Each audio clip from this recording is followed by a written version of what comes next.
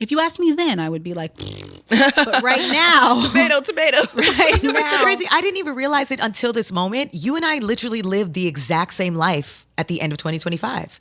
Because we moved and I just do all the things. All the things. Pick up and drop off for 2 kids every day, every single day. We had no nanny. It Yeah. was the same thing. We had no help. We moved to a new city. It was moving into a new house. And Are you laughing at us because we didn't have no nannies? I mean, I'm just thinking of all the women who are going to listen to this and be like, but there's a life. Somebody's mama, it could be respectfully, somebody's. we all live different lives. Yes. And I understand. I get it because someone's going to be like, we don't have a nanny. And they're going to be like, and girl, that's my everyday life as a mama. No, but that's It's an adjustment, It though. is It an is. adjustment. I know. And it is changing your pace of what you can do and what you have normally done. It's just the truth. I literally had to go. I was bunkered down. Yeah. So even in the case of like people who go to work, I wasn't even working the way that I normally work. Right. I was in the house with my children the end of all last year. What's up, y'all? It's Ashley. It's Melody. And Cody here. And you've tapped into The Mama's Den. Welcome to the Mama's Den Podcast. And we're back in the studio. Look at this studio. I was going to say, I was told that people really enjoy when I do that. Who told you that? Who told you that? Nalo. Nala, anything you do. Can you catch this? Yes, I can. Oh, that was a bad throw. Oh, but I got a good hand. All right, y'all. We are in our studio in LA, and Melly Belly has graced us. She's back, guys. She's here. We're so excited. I had a very nostalgic moment walking in here. I was walking in, pulling in my suitcase of clothes, and I was like, wow, guys. I hope you don't have mono here.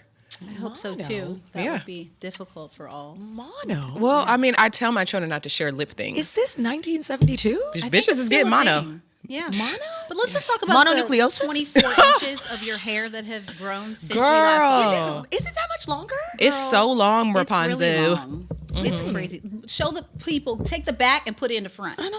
This your real hair. Yes. She did cut some layers. Those are some straight really virgin nice. Cambodian bundles. the Cambodian. They're Guyanese. They're Guyanese Oh, you're right. bundles. Guyanese They're the bundles. Guyanese Yes. They so cute. Guys, I had a moment coming here. I was like, oh, the studio. I We spent so know. many days, months, and years. It's all Don't your get fault. used to it. Don't get used to it, Because though. Mama's Den is everywhere. We're everywhere now. But today, we back in the studio. We are. I love this. I don't get used to it. You sound like somebody's mama I'm ruining just saying, joy. let Damn. us live. Can we and let just us live in be this moment? All places. You yes. like the mom who's like, don't have too much fun. Your ass going to bed when you get home. Am I? That was giving that. Sheesh. Okay. Well. Okay. Family.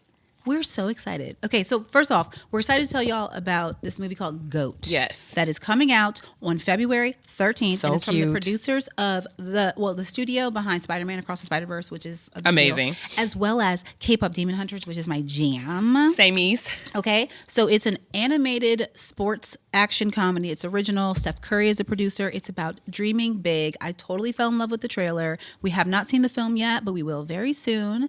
And it's about dreaming big, overcoming expectations, and proving that your size or your doubts don't define your destiny. GOAT, again, hits theaters on February 13th, and it's just in time for NBA All-Star Weekend for those who celebrate. So I'm just like thrilled that they're taking care of this episode. Thank you, GOAT. Thank you. But you, also GOAT. that You we're the talking GOAT. about something cool Yes. and exciting for the kids. Agreed. And we love this film because it's really about family. And, you know, we love our families, confidence, and what it means to bet on yourself, even when no one else does, which is great because I feel like that's literally the Mama's Den personified. Hello, 100%. So we have some questions for you mamas with GOAT in mind.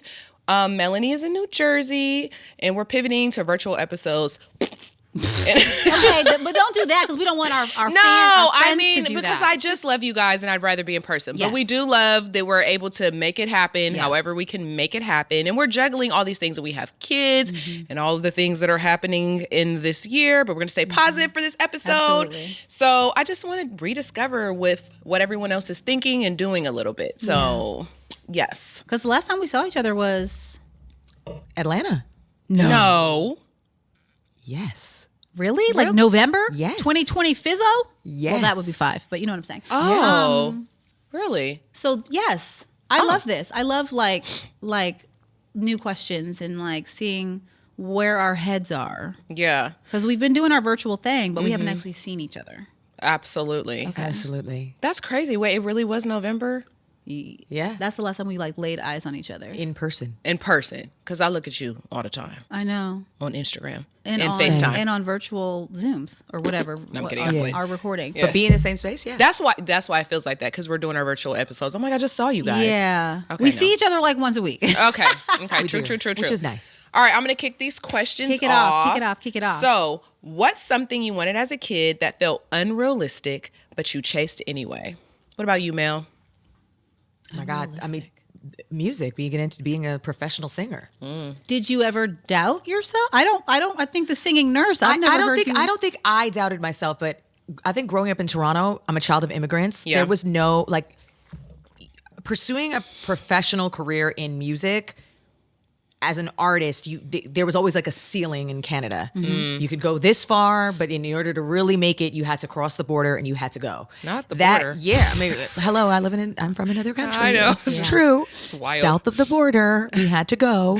You know, like when artists like Cardinal Official and Glenn Lewis made it to 106 and Park on BET. This was Glenn Lewis is Canadian? Yes. Yes, girl.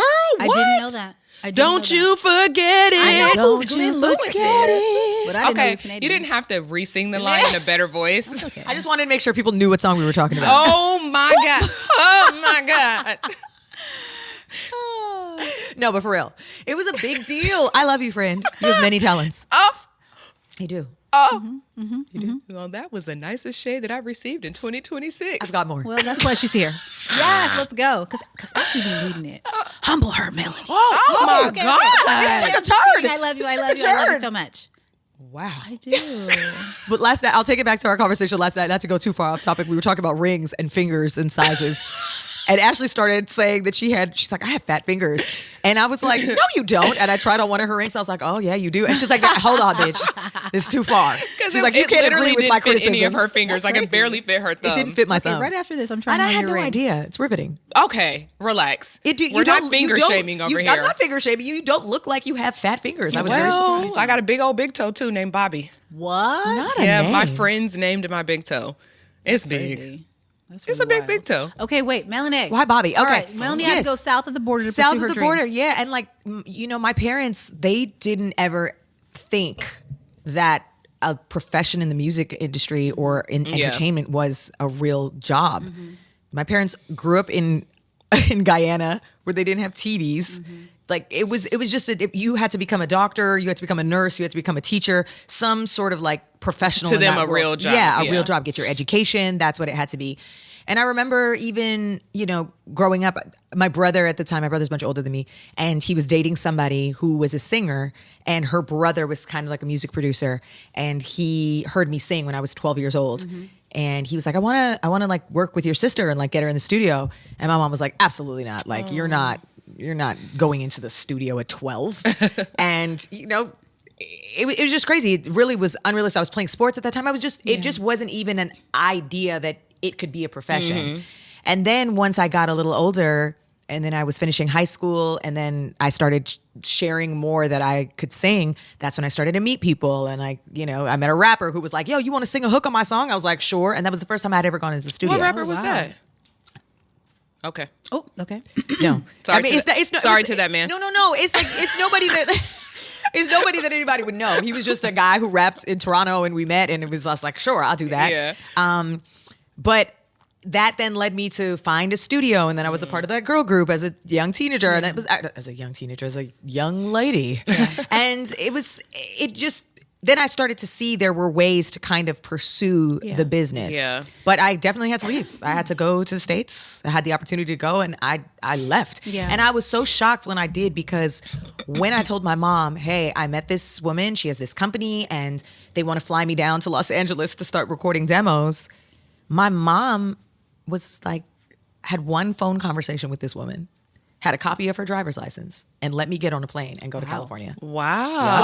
Have you ever asked her like why? I have asked her that, and she doesn't even know. She's like, I don't know. I just felt like you had to go. And now, mind you, I was older. I was in my 20s. Yeah. But at the same time, you know, I finished college. That was also another thing, is that when I was doing music in Toronto, when the whole girl group thing didn't work out, I went to school. I went back to school. So I think my parents were like, all right, you're showing you have some sort of plan for your life. Yeah. So once I graduated college, then I was like, hey, there's this opportunity. Actually, no, I was still in college when I was going.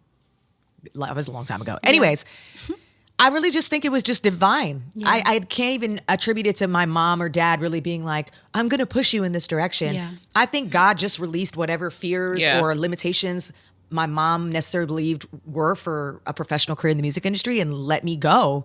And I've shared how many times I told you, like, my mom was super strict. I wasn't allowed to do a lot of things. So to this day, I always just think, I'm like, it's really just a collaboration between God and my parents just being like, you know what? I don't know why I'm saying yes, but I have to say yes. And I'm so grateful that they did. Because we would not have for real. I know that's right. That was good. Get it. See, you got it. Don't start with me. You did it. What about you, Cody?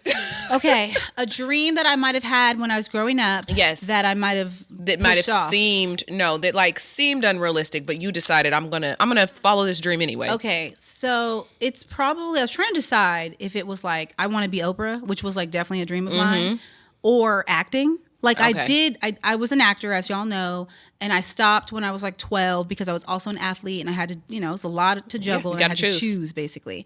And so I think the short of it was like being a creative and being probably an on-camera creative because I had to just like focus on school and sports and things that I cared about. And so I say that because I was trying to figure out what did I defer? You know what I mean? Like or not defer, but what did I think was impossible?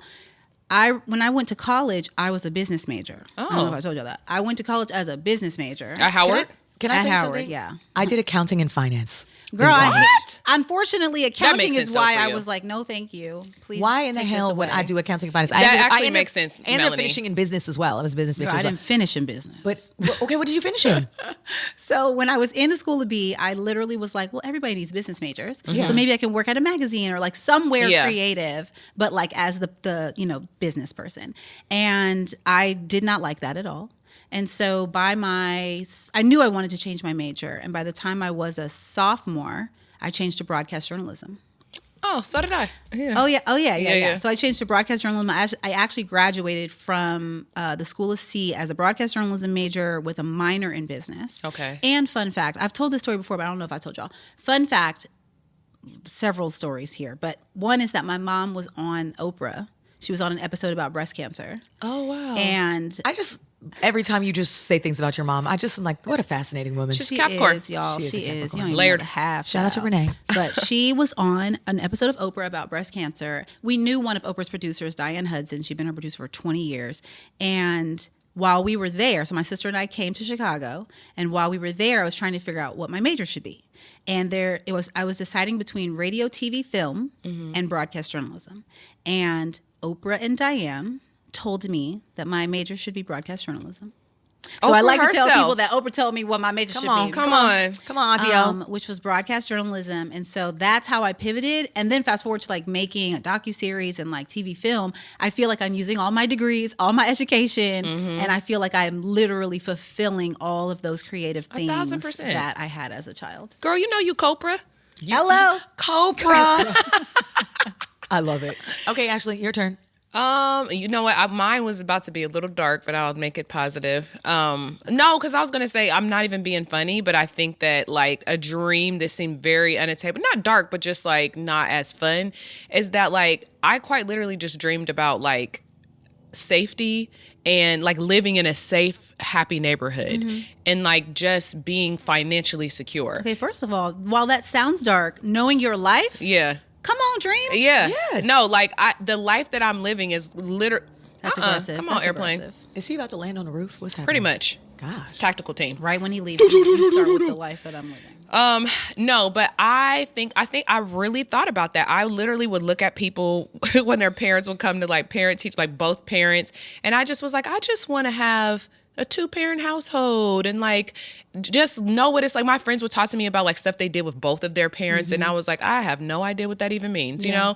So I actually feel like that felt very unrealistic because in my neighborhood, literally like my neighbor was like 16-year-old with a child. Like there were so many teen moms in our neighborhood and everybody was low income housing. So it's not like everybody was like just living their best life, you know? Yeah. So I think when I would like drive past neighborhoods, I would be like, I want to one day be able to afford a house. And it just seemed so far-fetched because when you don't come from money and like everyone is kind of just starting over every single generation, you just look and you're like, damn, I'm gonna just start from zero, probably make it only but so far.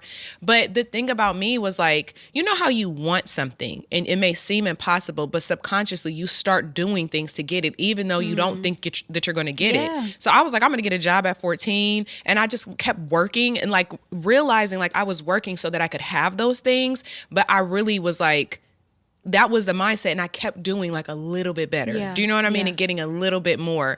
And so I think that was like probably the major thing is I just kept working towards, and every time like I was like, I'm gonna go to college. I don't know how the hell I'm gonna afford it, but I'm gonna figure it out. Like I never, even though the obstacles were there, I never really saw them, if that makes sense. Like it seemed out of reach, but I still did everything to have those things anyway. Does that make sense? Yeah, and that's not dark. I think that's beautiful. I agree. I think it's great. It actually it's like vision boarding. Yeah, you literally were vision boarding for your life. Yeah, by thinking about what you wanted it, how you wanted it to be different. It wasn't just about like achieving a certain professional thing. It's about how you wanted to feel about your life. Yeah, that is beautiful. Like even getting a car, like I couldn't afford one, so I was like, I literally looked online, like how much does this car cost? Okay, how many hours do I have to work? I mean, it took me until I was 21 to get a car, but still I was like, I'm gonna just save and I'm gonna just figure it out. Y'all, I know you told you how I got my car and I didn't even have a driver's license because I needed a car to take the driver's license test and no one had a car for me to use. So I was like, I'm gonna just get a car. I went on the lot and was like, finagle the dude and is selling me the car without a driver's license, didn't have no insurance, and I just drove that car off the lot. A collaboration with God. Come on, car off the lot. I said, you gonna get this. You know, listen, and I went and took my driver's test and passed it, and then I went and got insurance. Very much. Yeah. Shout out to that man. And then I got car checked, but it's fine. Okay.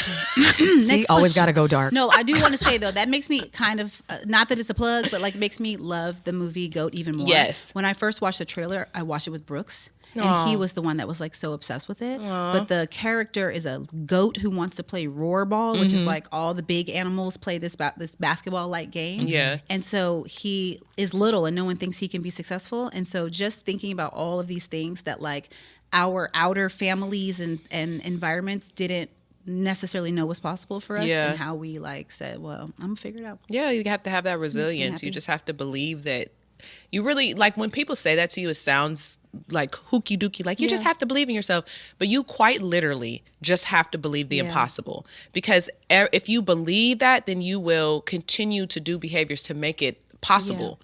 But you know what I've learned lately? It's going to sound like so silly and maybe even redundant. Like you said, you have to believe in it. I feel like a lot of times we will want something and we will say like, I want that, or I want to be that, or I want to do that.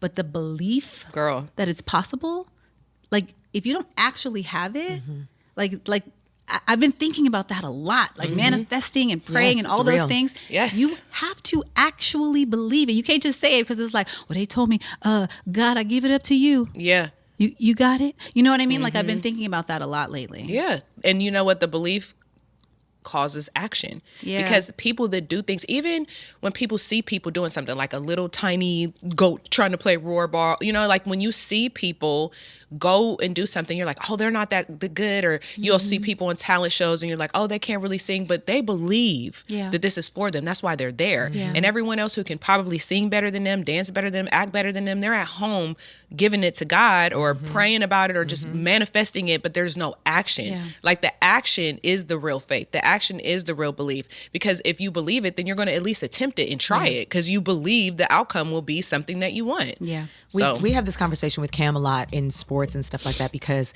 he's always been the biggest kid out on the court for his age group, but now he's not the biggest kid on the court because they're all catching up, right? So it's like a mind shift. We're like, Cam, your height and your size is not going to all these kids are going to catch up with you anymore. It's not going to be your advantage. And Jared always says, Cam, things don't just happen. You have to make them happen. And so we've been instilling that conversation in him. And it's funny because Steph Curry is also we always use him as a North Star in our house. One, Cam and Steph have the same birthday, March 14th. Oh, yeah. And we always talk like, they call him the babyface assassin. my son Cameron too, also as well. It's like he does kind of have a little baby face too, and he's the sweetest, kindest boy. But it's like when you get out on that court, your resilience, your drive to win, to be the best that you can be, has to show up against all odds, against all self-doubt. You have to get out there and be like, I am here to do what I have to do. And we always use Steph as that because he was told he was too small. He was told that he was never going to live up to his dad's legacy. He was, all these things that he just focused and trained. And when he steps out on that court, he's unstoppable. And so it really is a thing. I'm so excited to watch this movie too, because I just think Cam would really love it. He loves all the basketball movies and sports movies. At this point, I think it would just be something he could really enjoy too.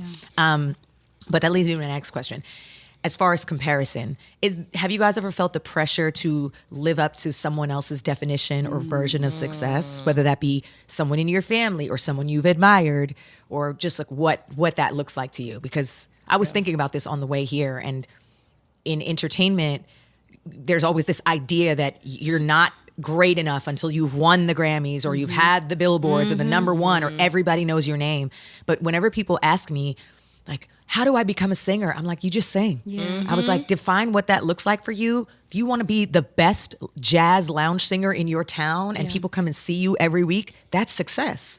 You just have to define it for yourself. So like, do you guys No, for sure. I think the answer is probably yes. I do want to live up to what I think other people expect of me. However, I feel like right now we as a millennial group or whatever are doing a pretty good job of showing the imperfection behind the things. Yeah. Like it makes me think of Kev on stage. Like he literally just wrote a book called Successful Failure and how like the things that he thought were going to be great and how they set him back at times, but he was learning. And it's just a really good reminder that you see people having the perfect whatever it is. And we now know how all the roads to getting there, all the setbacks, all the L's and the failures, we now know in terms of like us, these three people sitting here. And I think we're doing a good job of then resetting our expectations for ourselves and also communicating to our peers and younger people, like, it's okay to chart your own path. Yes. It's okay if it takes longer than you think it's going to take. And it always does. Yeah. It always does. Okay. Unless you're Justin Bieber and you get discovered on YouTube at like 8. But you know what I mean? Like there are these exceptions that we think should be us. Yeah. So the short answer, yes. The longer answer is thank God I am recognizing that reality is very much different than the perfect image that we've all seen. You already know that I quite literally do not care what anyone else thinks. That would include my family. So no, the answer for me would be no. I just think that I at a young age have always been a very much like an observer. Remember me and Melanie were having to talk about how she said something to me, like corrected something. And I was like, okay, bet. Well, I won't ever do that again. And she was like, bro, like you just abandoned that hoe. And I was like, no, I abandon things all the time. Like I'm not married to any personality traits. Like if you tell me I'm wrong, I'm like, cool. I just move on. Like I don't care. So I think as a child, I would like watch people do things. I also am very like clear on what is important to me and what matters to me. And I also look at the people that are giving me advice and telling me what is and isn't important. Consider the source. Yeah, consider the source. And even as a child, when I would look, I think it was my mom too. She taught me to be such a thinker and to really like understand that we're all humans having a human experience. So I don't look at people's jobs as like, oh, this makes them more important than me, or you're literally a person in a uniform. You know what I mean? In any capacity, whatever job. And once that's off, you're still that person. So I think for me, I've always just kind of been like, I'm going to do what I can do, and I'm going to do the best that I can do at it. And that's going to have to be the best. Like there's no standard because I'm already surpassing everything that was expected of me. I'm surpassing my grandmother, my mom. Like I've quite literally done enough. You know, just being a good mom and having a beautiful, healthy home for my children to be raised in. I don't have to do anything else. I'm going to remind you of this. The next time you say I need to do this and I need to do that. I mean, I still need to do it. Yeah. I still need to have those goals, but I think that those are my goals for me. It's not something that someone else set up for me. And it's also a thing like, I think it's important, my personal view for me as a mother, it's important for me to have goals and things outside of my children, because one day they will be grown. And yes, I could be a grandma, but like I do recognize that I am a person outside of being their mom and being a wife. And I think that also just helps me stay motivated in how I parent them, because I want my daughters to do things and to have a full life, whatever that looks like for them. So I think it's important for me as a woman to just have my own goals and things, so that I don't just get like absorbed inside of them. But I know that I can only do what I can do, you know? So I don't know. I don't really care what anyone else thinks about me. Yeah. But except for God. to that point that you just said about I'm a person and I have my own goals and I want that. It is important for your kids to see that, especially your daughters. I think too, we talk about this in motherhood a lot, how it's very easy to lose ourselves and our identity. And unfortunately, children at a young age, they don't really have the understanding of, they're just like, that's my mom. That's my mom. And sometimes they have to see you in another role to understand that you are more than just their mom. Yes. And it is important. It gives your children the permission to feel like they can be more than whatever just role they've been assigned to by birth or by circumstance, that they can achieve and aspire to have things that don't look like anybody else in their family have done or whatever it is. It really, really is important. So well, speaking of that, what is something that you would want your children to learn from watching you pursue your dreams and from your career? Like, what's a lesson that you would want them to have learned from watching you? Because you're mothering and pursuing your dreams the same, you and Jared, you know, both of you. Yeah, I think this is a good question. I think Cody wrote it. It's a good Cody question. Come on, Copra. Copra wrote it. Come on, Copra. What do I want them to learn? I think I want them to learn that you have to work for your success. You have to work for it. You're going to sacrifice. You're going to have to do things sometimes that are really hard. You're going to have to leave. I mean, we travel so much between my husband and I. We're literally on a relay. Like, it's like, you got to go this week. I got to go this week. You got to go. Okay, who's going to be, you know, our children are having a different experience than some households where their parents go to work 9 to 5 and they come home and they're there. Yeah. And so I think for me, it's that pursuing your dreams looks different for everybody, you know? And sometimes it's going to require you're going to have to go get it. It's not going to come to you. You have to go get it. And sometimes you're going to have to go and be somewhere else or do something a little differently. But it's all possible. Of course. That it's all possible. And, you know, even just like on a funny level, I want these kids to know that none of this just fell from the sky. Yeah. The life that you live, the privileges that you have, the experiences that we can afford to do for you, it's not just because we're just hoping things will happen. We're making them happen. We're doing our best to make them happen. But also in knowing that I think the nucleus behind all of it is why we're doing it, and it is for the freedom of our family. Like, our children know they are loved. They know that we want to be with them at all times. And so they also understand, like, okay, they go, they come back. And we've talked about this on different episodes. I don't really want to ever try to subscribe to the idea of like the guilt and when you're killed. Oh, I'm so sorry, I have to go. Right. Yeah. Like, it's okay. It's okay if you got to go do something for yourself. It's okay if you got to go chase that thing and like, I'll be back. So I think it's just that it doesn't look one way and you can define it for yourself, which kind of ties back to the previous question. So I think that, did I answer the question? Yeah, you did. Okay. So it was what? Well, I'm going to ask you a different one. Oh, ask me a different one. Yeah, sorry. I feel That's like okay. Let's do it. Yes, I feel like that was a good answer. Good answer. Good answer. Yes. Good answer. Okay, good this is going to be like our last question. Ready too. Go ahead. Okay, no. So Cody, Yes, ma'am. when have you felt like the GOAT in your own life, even in a small mom way? Things like surviving the school year, launching something hard, choosing peace. Okay, the GOAT in my own life. Probably last semester. I say it because it was relevant to the school year. The fall of 2025. In terms of obviously we were all trying to survive and still swimming in mud. But in hindsight, right, I reflect on that as, you know, all the changes that were happening in terms of houses, and we ended up in another rental after this road trip. We probably moved into it the first day of school. It's in the whole other side of town that we'd never been on before, which we don't mind. Like, we've been trying new things. That's the one positive about the rentals. But I will say that I made it my goal at that time. We don't have a nanny right now, so I made it my goal at that time to just like prioritize the kids, get everybody settled into this new space. Tommy was traveling a lot at the beginning as well. So it was like, I guess I again, in hindsight, I feel like the GOAT in that season because it was like getting them to school, picking them up every day. Not something that I was doing before that. Dinner on the motherfucking table. Okay, we talking about dinners cooked by me, banana bread several times a week. Come on. Okay. And that was just, they enjoyed it. I enjoy it. I'm trying to do some of that now too, but Tommy's home a lot more, so he's been cooking a lot. And so I would say that season, and still being like, and we still did a live show and did, studio time and like, so just juggling a lot, learning new skills. If you asked me then, I would be like, but right now. Tomato. Right You know what's so now. crazy? I didn't even realize it until this moment. You and I literally lived the exact same life at the end of 2025.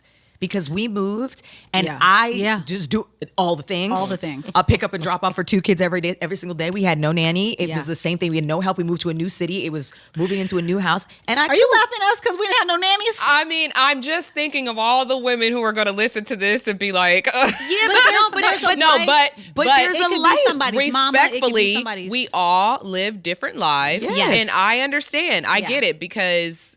Listen, there's no judgment. I'm cackling. You know that I live in many different places in my head. Yeah. So I want you to know that I'm not judging you. It was an adjustment for us both. No, I know. It's just hilarious. It sounds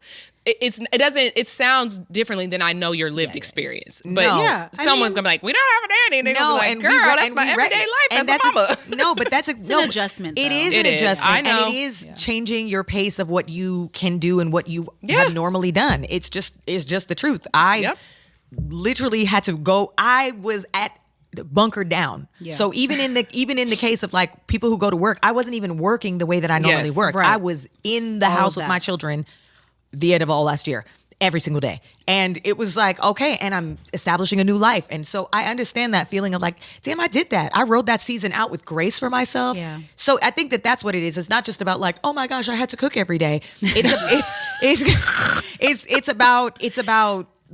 about how you showed up in that space with grace, because you can fall apart and you can feel hard and things can feel heavy and you can feel isolated and life changes.